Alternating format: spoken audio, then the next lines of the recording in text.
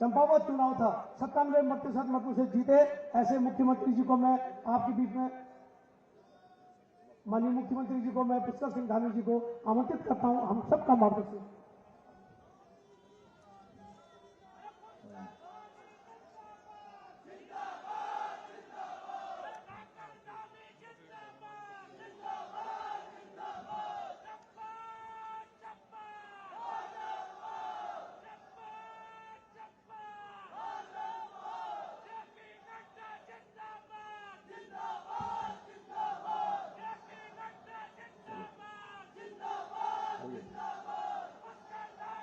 भारत माता की, भारत माता की।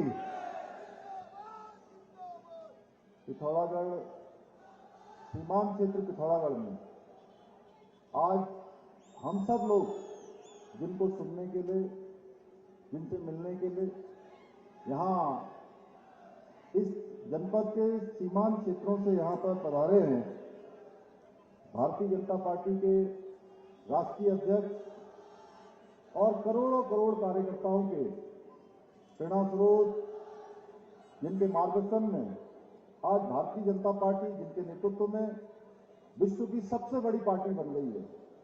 हम सबका सौभाग्य है कि आज हमको उनका अभी उद्बोधन मिलने वाला है। भारतीय जनता पार्टी के राष्ट्रीय अध्यक्ष आदरणीय जगत प्रकाश नड्डा जी, भारतीय जनता पार्टी के हमारे प्रदेश अध्यक्ष आदरणीय महेंद्र भट्ट जी, राष्ट्रीय महामंत्री और चुनाव के प्रभारी, और आप सबको याद होगा पिछले विधानसभा के चुनाव में भी आप हमारे बीच में प्रभारी के रूप में आपने हम सबका मार्गदर्शन किया था, आदरणीय दुष्यंत गौतम जी। इस लोकसभा अल्मोड़ा पिथौरागढ़ के हमारे प्रत्याशी और सांसद आदरणीय अजय कमता जी, भाई अजय कमता जी, भारतीय जनता पार्टी के जिलाध्यक्ष भाई गिरीश जोशी जी, रैली संयोजक प्रदेश महामंत्री राजेंद्र बिष्ट जी, हमारे क्लस्टर प्रभारी कैबिनेट मंत्री श्री सौरभ बहुगुणा जी, लोकसभा प्रभारी सुरेश भट्ट जी, हमारे बहुत वरिष्ठ नेता और डीडीहाट के लोकप्रिय विधायक आदरणीय दुष्यंत सिंह तुफाल जी, गंगोली हाट क्षेत्र के लोकप्रिय विधायक आदरणीय फकीर राम टमटा जी, जिला पंचायत की अध्यक्ष दीपिका बोरा जी, मीना गंगोला जी, लोकसभा संयोजक शिव सिंह बिष्ट जी, वीरेंद्र बल्दिया जी, गणेश भंडारी जी, चंद्रा पंत जी, धन सिंह धामी जी, राजेंद्र रावत जी, मनोज सामंत जी, बसंत जोशी जी, महेमन कन्याल जी, और हमारे सभी, क्योंकि समय की कमी है, हमारे सभी मंचासीन, हमारे सभी विधानसभा के संयोजक प्रभारी, और इस कार्यक्रम में पूरे सीमांत क्षेत्रों से आए हुए सभी हमारे बड़े बुजुर्ग, सभी उपस्थित मेरे नौजवान साथियों, उपस्थित हमारे पत्रकार मित्रों एवं छायाकार बंधुओं, मैं सबसे पहले तो इस सीमांत क्षेत्र में भारतीय जनता पार्टी के राष्ट्रीय अध्यक्ष, हम सबके प्रेरणा स्रोत आदरणीय जगत प्रकाश नड्डा जी का इस सीमांत क्षेत्र पर आने पर, इस वीर भूमि, इस देवभूमि पिथौरागढ़ में आप सबकी तरफ से हार्दिक स्वागत करता हूं, हार्दिक अभिनंदन करता हूं। भाइयों बहनों, आदरणीय नड्डा जी के नेतृत्व में आज भारतीय जनता पार्टी अटक से लेकर कटक तक, कश्मीर से लेकर कन्याकुमारी तक लगातार संगठन का अपना विस्तार कर रही है। लगातार एक पन्ना प्रमुख से लेकर बूथ अध्यक्ष तक आपके मार्गदर्शन में बहुत प्रभावी तरीके से आज देश के अंदर काम हो रहा है। और मैं सच कहूं तो आज जिस स्तर पर हमारी पार्टी पहुंच रही है, जिस प्रकार से आज पार्टी का प्रचार प्रसार हुआ है, भारतीय जनता पार्टी के बिना भारतीय राजनीति की आज कल्पना भी नहीं की जा सकती है। ऐसे महान संगठन का अध्यक्ष होकर भी आदरणीय नड्डा जी जिस प्रकार सहजता से, सरलता से और डाउन टू अर्थ रहकर हम सभी कार्यकर्ताओं का, आम जनता का मार्गदर्शन करते हैं, जिस प्रकार से वो काम करते हैं, हम सबको उनसे प्रेरणा मिलती है। भाइयों बहनों, मुझे बहुत ज्यादा नहीं बोलना है। हम सब जानते हैं कि इस बार हमको आपने, माननीय अध्यक्ष जी ने एक नारा दिया है कि अब की बार 400 पार। ये केवल एक नारा नहीं है, ये नए भारत की, एक विकसित भारत की और मोदी जी की गारंटी की चाबी है। उस चाबी को हम सब लोगों ने संभाल के रखना है। और उत्तराखंड की जो 5 लोकसभा सीटें हैं, भारतीय जनता पार्टी जीतने जा रही है। अब केवल प्रश्न यह है कि कौन सी सीट कितने वोटों से जीतने वाली है। भाइयों बहनों, कौन सी सीट का अंतर सबसे अधिक होने वाला है, यह प्रश्न है लोगों के बीच में। और पूरे देश में इस बार चर्चा इस बात की नहीं है कि सरकार किसकी बनने वाली है। सबको पता है कि सरकार मोदी जी की बनने वाली है, एनडीए की बनने वाली है, भारतीय जनता पार्टी की बनने वाली है। प्रश्न यह है कि 400 से कितनी अधिक सीटें जाने वाली हैं। इसलिए हम सब जानते हैं, हमारे प्रधानमंत्री जी का, हमारे राष्ट्रीय अध्यक्ष जी का उत्तराखंड देवभूमि से बहुत लगाव है हमेशा। और आप अनेक अनेक अवसरों पर, अनेक अनेक पिछले कई वर्षों से उत्तराखंड के अंदर संगठन के कामों के लिए आप लगातार उत्तराखंड आते रहे हैं। आप भली भांति उत्तराखंड को जानते हैं। इसलिए हम सब की जिम्मेदारी है कि इस बार ऐतिहासिक मतों से हम यहां से अल्मोड़ा पिथौरागढ़ से हमारे लोकसभा के सांसद भाई अजय टम्टा जी को भारी बहुमत से एक तरफा समर्थन देंगे। और वैसे भी आप देख रहे होंगे, दूसरी पार्टियां आज कहीं मैदान पर दिखाई नहीं दे रही है। उनके यहां कोई टिकट लेने वाला भी नहीं था, इसलिए कि उन सबको पता था कि चुनाव का परिणाम क्या आने वाला है। चुनाव का परिणाम पहले से जानकर वो चुनाव के मैदान से बाहर चले गए हैं। लेकिन हमारी जिम्मेदारी है कि हम लोग थोड़ा सा भी शिथिलता न लाएं। और 19 अप्रैल को जिस दिन हमारा यहां मतदान होना है पहले चरण में, प्रातःकाल से ही सारे लोगों को हम मतदान केंद्रों तक ले जाने की जिम्मेदारी है, मतदान करने और कराने की जिम्मेदारी है। मुझे लगता है कि हम सब लोग यहां से प्रचंड बहुमत से और उत्तराखंड की 5 सीटें यहां से जिताकर मोदी जी को तीसरी बार देश का प्रधानमंत्री बनाने में पूरा योगदान देंगे। अंत में मैं पुनः एक बार फिर से माननीय राष्ट्रीय अध्यक्ष जी का, आदरणीय नड्डा जी का, आप सबकी तरफ से देवभूमि के सभी जनों की ओर से स्वागत एवं अभिनंदन करते हुए, आप सबका धन्यवाद करते हुए अपनी बात समाप्त करता हूं। और मैं सीधे आदरणीय राष्ट्रीय अध्यक्ष जी से अनुरोध करता हूं कि वो हम सबको अपना उद्बोधन दें।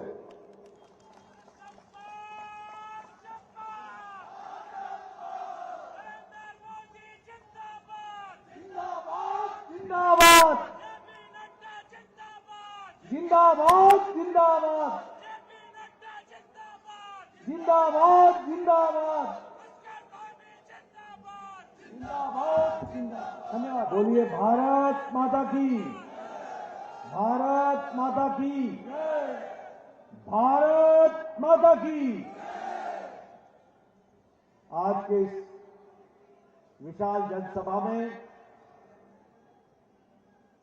मंच पर उपस्थित हमारे उत्तराखंड के बहुत ही लोकप्रिय और यशस्वी मुख्यमंत्री मेरे छोटे भाई श्री पुष्कर धामी जी,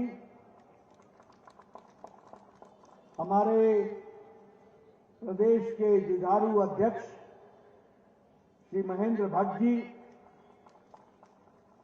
हमारे राष्ट्रीय महामंत्री, मेरे वरिष्ठ साथी और पूर्व में राज्यसभा के सदस्य रहे ऐसे हमारे महामंत्री श्री दुष्यंत गौतम जी, आप सबके लोकप्रिय प्रत्याशी और मेरे संसद में मेरे साथी श्री अजय टम्टा जी, हमारे प्रदेश के महामंत्री राजेंद्र बिष्ट जी, सौरभ बहुगुणा जी जो क्लस्टर के इंचार्ज हैं, हमारे वरिष्ठ साथी सुरेश भट्ट जी, गिरीश जोशी जी, मेरे बहुत ही पुराने साथी और पूर्व में अध्यक्ष रहे, और यहां के विधायक श्री बिशन सिंह चुफाल जी, फकीर राम टम्टा जी, सम्मानित मंच और यहां इतनी बड़ी संख्या में आए हुए देवी और सज्जनों, मेरे युवा मित्र और मीडिया के साथी, मेरे प्रिंट मीडिया और इलेक्ट्रॉनिक मीडिया के मेरे साथी, मेरा ये सौभाग्य है कि मुझे आज पिथौरागढ़ में अजय टम्टा जी के लिए चुनाव में उनके सहयोग के लिए यहां आप सबके दर्शन करने का सौभाग्य मिला है।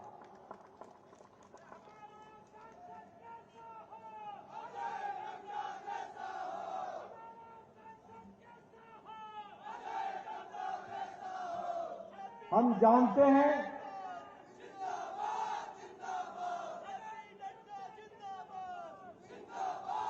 हमें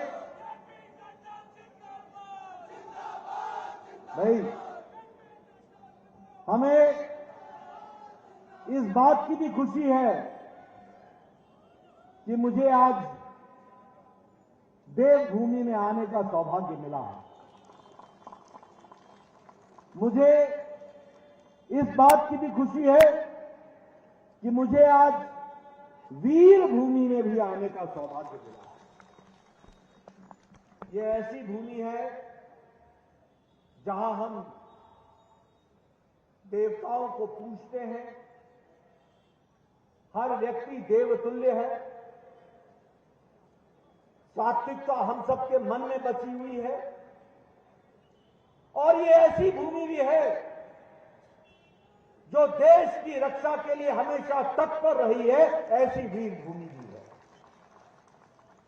और जब हम चुनाव की बेला में जा रहे हैं तो हमें यह भी याद रखना चाहिए कि वीरों के साथ अगर किसी ने न्याय दिलाया और 40 साल से कांग्रेस ने आपके साथ धोखा दिया, उस धोखे को न्याय दिलाने का काम 1 रैंक 1 पेंशन भी दिया गया तो वो आदरणीय प्रधानमंत्री मोदी जी के द्वारा दिया गया। हम यह भी जानते हैं कि जैसा प्रधानमंत्री जी ने कहा कि इस शताब्दी का तीसरा दशक यह उत्तराखंड का दशक होगा और उत्तराखंड के विकास का दशक होगा। मुझे खुशी है कि अब यह जो प्रधानमंत्री जी ने कहा कि यह शताब्दी का तीसरा दशक उत्तराखंड का दशक होगा, आज वह धरती पर उतरता हुआ दिख रहा है और विकास की नई गंगा बह रही है।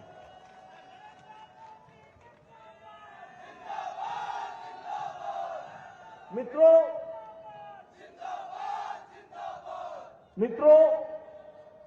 आपको जो चयन करना है वो एक तरफ उन लोगों का चयन करना है जिन्होंने उत्तराखंड के दर्द को समझा है, जिन्होंने उत्तराखंड को आगे बढ़ाने में कोई कसर नहीं छोड़ी, जिन्होंने उत्तराखंड के युवाओं की आकांक्षाओं को पंख लगाने का काम किया,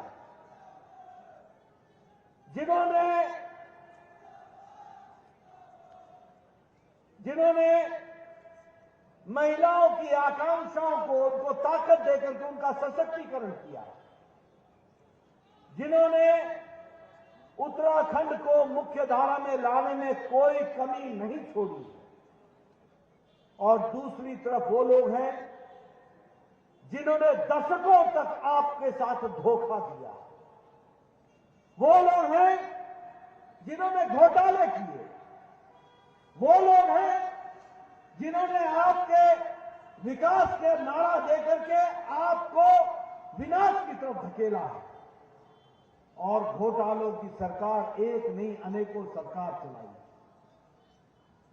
मैं आपकी याददाश्त को ताजा करना चाहता हूं। क्या ये सच्चाई नहीं है कि कांग्रेस पार्टी में कोयला का घोटाला हुआ था कि नहीं हुआ था? क्या ये सच्चाई नहीं है कि कांग्रेस के जमाने में बोफर्स का घोटाला हुआ था? क्या ये सच्चाई नहीं है कि कांग्रेस के जमाने में पनडुब्बी का घोटाला हुआ था? क्या ये सच्चाई नहीं है कि ऑगस्टा वेस्टलैंड हेलीकॉप्टर का घोटाला हुआ था? क्या ये सच्चाई नहीं है कि 2G और 3G का घोटाला हुआ था? क्या ये सच्चाई नहीं है कि कॉमनवेल्थ गेम्स का घोटाला हुआ था? मित्रों, इन्होंने न जल छोड़ा, न नभ छोड़ा, न स्थल छोड़ा, न पाताल छोड़ा, तीनों लोक में भ्रष्टाचार किया। ये कांग्रेस पार्टी का इतिहास है। तीनों लोक में, पाताल में कोयला घोटाला कर दिया, आकाश में इन्होंने ऑगस्टा वेस्टलैंड का घोटाला कर दिया, और इन्होंने जमीन पर कोयला घोटाला भी किया और उसके साथ साथ बोफोर्स का घोटाला भी कर दिया, यानी और जल में पनडुब्बी घोटाला कर दिया। यानी जल में, नभ में, आकाश में और धरती पर तीनों लोक में इन्होंने घोटाला किया। और दूसरी ओर प्रधानमंत्री मोदी जी के नेतृत्व में आप लोगों का आशीर्वाद मिला। 2014 में 5/5 आपने जिता के भेजा, 2019 में आपने 5/5 जिता करके भेजा, और इस कारण से मोदी जी को ताकत मिली।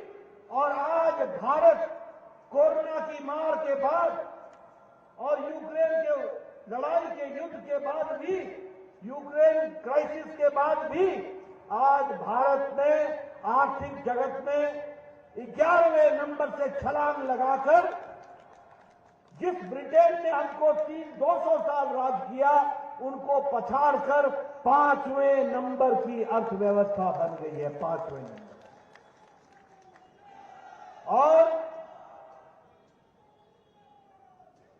इस बार आप तिवारा आप अजय टम्टा जी को जिता के भेजेंगे, और तीसरी बार आप भेजेंगे 5 के 5 विधायक सांसद आप भेजेंगे, और मोदी जी के नेतृत्व में 2028 में भारत तीसरी आर्थिक शक्ति बन जाएगा। ये भी हमको ध्यान में रखना चाहिए।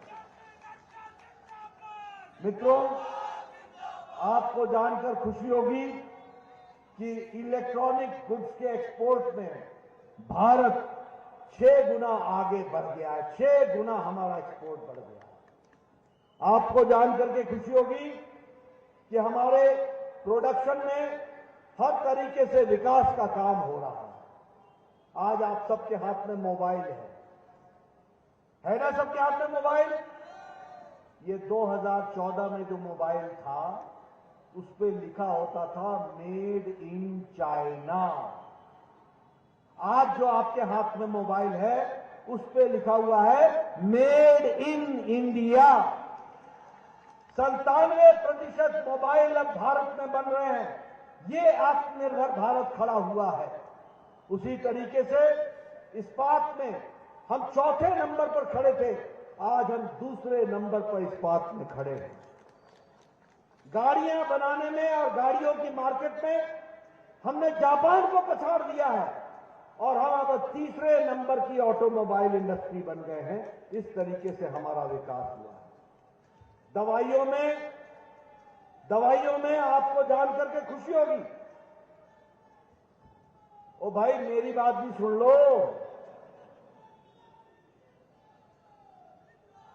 दवाइयों में आपका जोश, बहुत बहुत धन्यवाद। मेरी बात भी सुन लो और गांव-गांव जाके बताओ।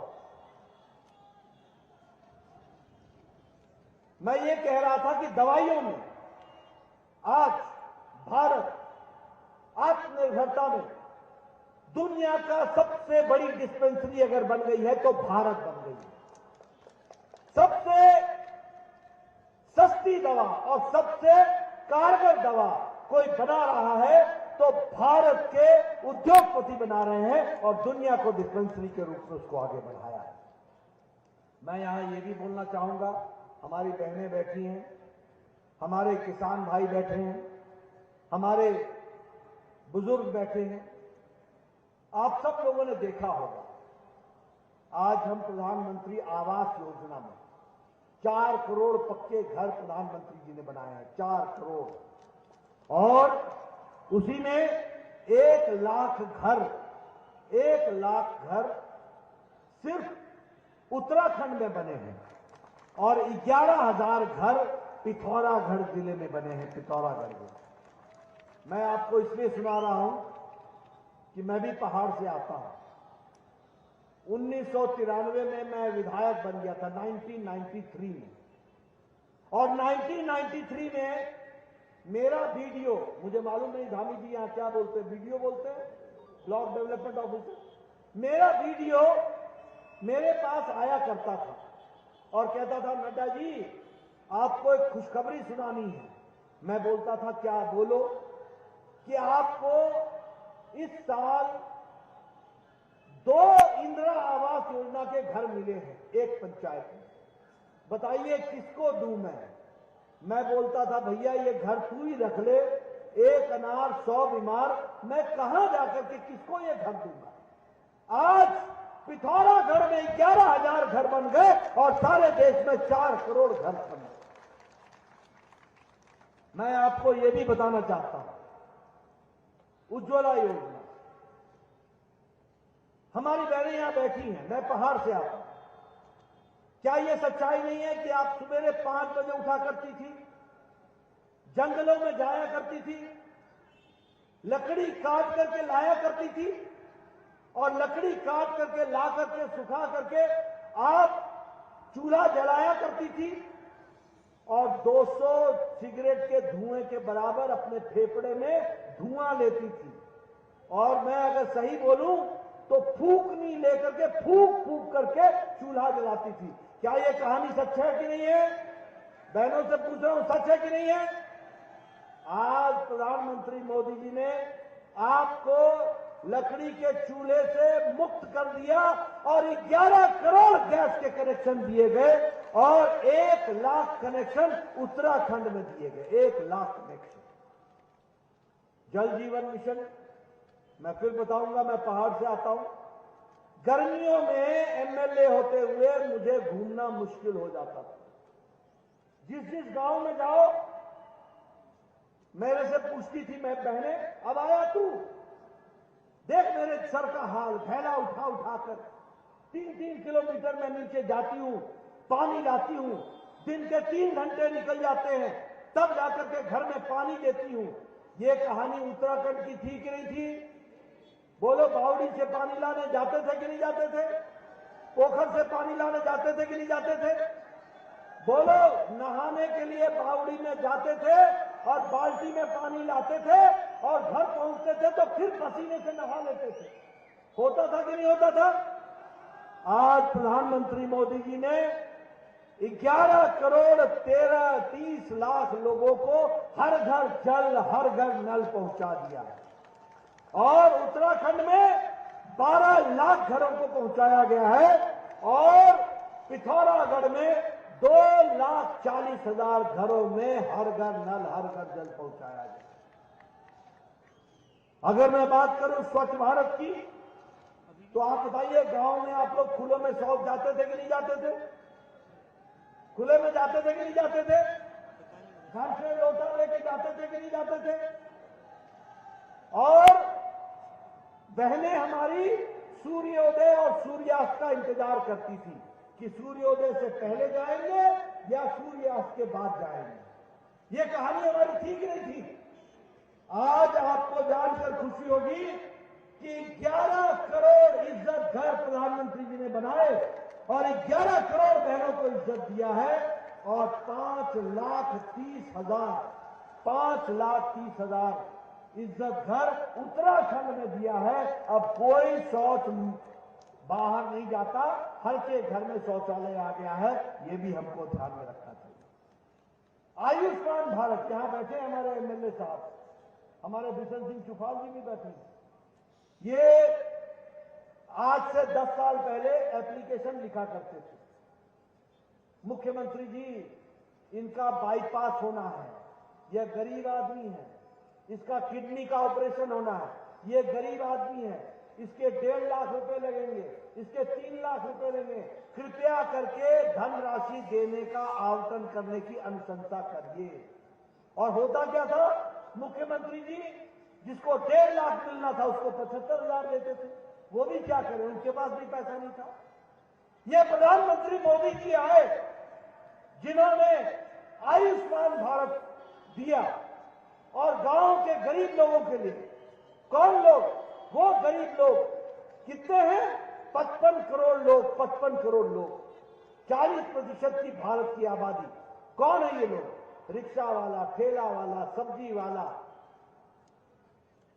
बस का ड्राइवर, बस का क्लीनर, बस का लिफ्ट मैन, ऐसे गरीब लोग, बाल काटने वाले, ऐसे गरीब लोगों को, 55 करोड़ लोगों को प्रधानमंत्री ने हर साल गंभीर बीमारी से लड़ने के लिए 5 लाख रुपए की व्यवस्था की। 5 लाख रुपए की व्यवस्था। और जो रह गए उनको धामी जी ने अटल आयुष्मान भारत के तहत उनको भी पूरा कर दिया। आज कोई गरीब ऐसा नहीं है जिसका इलाज नहीं हो रहा है। बोलो, मैं सच बोल रहा हूं कि नहीं बोल रहा हूं? मैं सही बोल रहा हूं कि नहीं बोल रहा हूं? मित्रों, आज हेल्थ का बजट जो आपका 250 करोड़ था वो आज 500 करोड़ हो गया। आपने कभी सोचा था कि पिथौरागढ़ में भी मेडिकल कॉलेज खुलेगा? आज आपको पिथौरागढ़ में मेडिकल कॉलेज मिला है। यही अजय टम्टा जी हैं, मेरे पास आए थे, मैं स्वास्थ्य मंत्री था और उस समय दिया गया।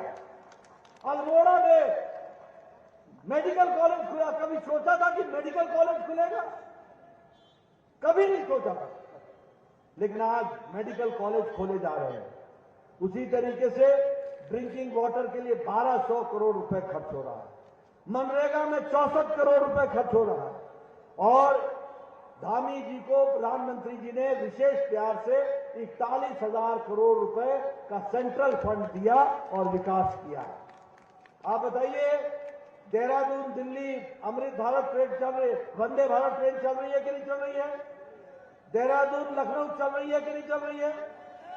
आप बताइए, पिथौरागढ़ का एयरपोर्ट और हेलीपोर्ट बन रहा है कि नहीं बन रहा है? आप बताइए, विकास की दृष्टि से नए नए काम हो रहे हैं कि नहीं हो रहे? आप बताइए, कर्णप्रयाग को रेलवे लाइन दी जा रही है कि नहीं दी जा रही है? इसलिए हर दृष्टि से ऋषिकेश से कर्णप्रयाग के लिए 16,000 करोड़ रुपए खर्च हो रहा है। 4 धाम के लिए 601 किलोमीटर की सड़क बन गई है और 825 किलोमीटर की सड़क बनेगी। 12,000 करोड़ रुपए खर्च हो रहा है। आप कभी सोचा था कि कांग्रेस के राज में कभी भी उत्तराखंड में 12,000 करोड़ रुपए सड़कों के लिए खर्च होगा? सोचा था? आज बताइए, गांव गांव सड़क आ रही है कि नहीं आ रही है? पक्की सड़क प्रधानमंत्री ग्रामीण सड़क योजना में मिल रहा है कि नहीं मिल रहा है? सड़कें बन रही है कि नहीं बन रही है? ये नया उत्तराखंड है, ये विकास का उत्तराखंड है, उसको हमको समझना चाहिए। और मुझे खुशी है कि उत्तराखंड यूनिफॉर्म सिविल कोड में भी सबसे आगे खड़ा हुआ है। धामी जी ने उसको भी आगे बढ़ाने का काम किया। मित्रों, मुझे इस बात की भी खुशी है कि वाइब्रेंट विलेज, हमारे यहां कहावत थी, देश का अंतिम गांव, देश का अंतिम गांव। प्रधानमंत्री जी ने राजनीति की संस्कृति बदल दी। अब हम ये कहते हैं, देश का पहला गांव, पहला गांव। और वाइब्रेंट विलेज की दृष्टि से 27 विलेज यहां पिथौरागढ़ के, उनका भी चयन हुआ है और वहां भी उसके लिए पैसा खर्च हो रहा है और उसका विकास होगा, उसको भी हम आगे बढ़ा रहे हैं। इसलिए विकास की नई नई कहानियां आपके सामने मैं रखना चाहता हूं। आप यहां जैसे वीर भूमि मैंने कहा, आप कांग्रेस के लोगों से पूछो जब वो आएंगे वोट मांगने कि तुमने वीरों की बेइज्जती की है, सर्जिकल स्ट्राइक पर तुमने प्रश्न खड़ा किया, तुमने एयर स्ट्राइक पर प्रश्न खड़ा किया, पाकिस्तान को पहली बार तरीके से जवाब देने का काम किया तो नरेंद्र मोदी जी के नेतृत्व में हुआ। ये भी हमको ध्यान रखना है। आपको याद होगा, पुलवामा की घटना घटी थी। मोदी जी ने कहा था, तुमने बहुत बड़ी गलती कर दी है, तुमको इसका खमियाजा भुगतना पड़ेगा। कभी सुना है कि कोई प्रधानमंत्री इस तरीके से बोलते हैं कि तुमने बहुत बड़ी गलती कर दी है और तुमको इसका खमियाजा भुगतना पड़ेगा? और उसके बाद आपको मालूम है, 10 दिन बाद एयर स्ट्राइक हुआ था और पाकिस्तान में जितने भी अड्डे चल रहे थे, ट्रेनिंग कैंप, सब ध्वस्त कर दिए गए थे। ये हमने देखा। लेकिन कांग्रेसी भाइयों से पूछना, वो प्रमाण मांग रहे थे, वो प्रमाण मांग रहे थे। उरी की घटना घटी, प्रधानमंत्री जी ने, हमारे वीर सैनिकों ने रात को जाकर के सर्जिकल स्ट्राइक किया और वहां जाकर के ध्वस्त कर दिया। और हमारे कांग्रेसी भाई यहां पर प्रमाण मांग रहे थे, प्रमाण मांग रहे थे। बोलो ऐसे लोगों को आगे आने देना है क्या? ऐसे लोगों को आगे आने देना है क्या?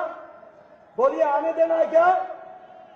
ये वो लोग हैं जिन लोगों ने, वीरों ने अपने आप को जिस तरीके से विकास के साथ जोड़ने का काम किया और देश को आगे बढ़ाया, उसकी रक्षा की, उसकी सुरक्षा की, उनके बारे में प्रश्न खड़ा करती है कांग्रेस पार्टी। इनका एक नेता है उप मुख्यमंत्री का भाई डीके सुरेश, वो क्या कहता है कि हमें अलग राज्य बना, अलग देश बना दो, नॉर्थ का खर्चा साउथ के पैसे से चलता है, हम तुमको टैक्स देते हैं, ऐसी आवाज वालों को आगे बढ़ने देना है क्या?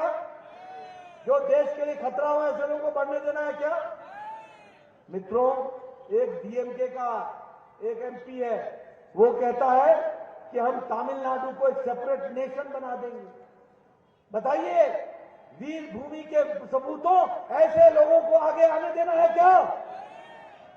मित्रों, आप लोग एक बात बड़े स्पष्ट दृष्टि से समझ लीजिए, देश सुरक्षित है तो प्रधानमंत्री मोदी जी के नेतृत्व में और उनके हाथों में सुरक्षित है।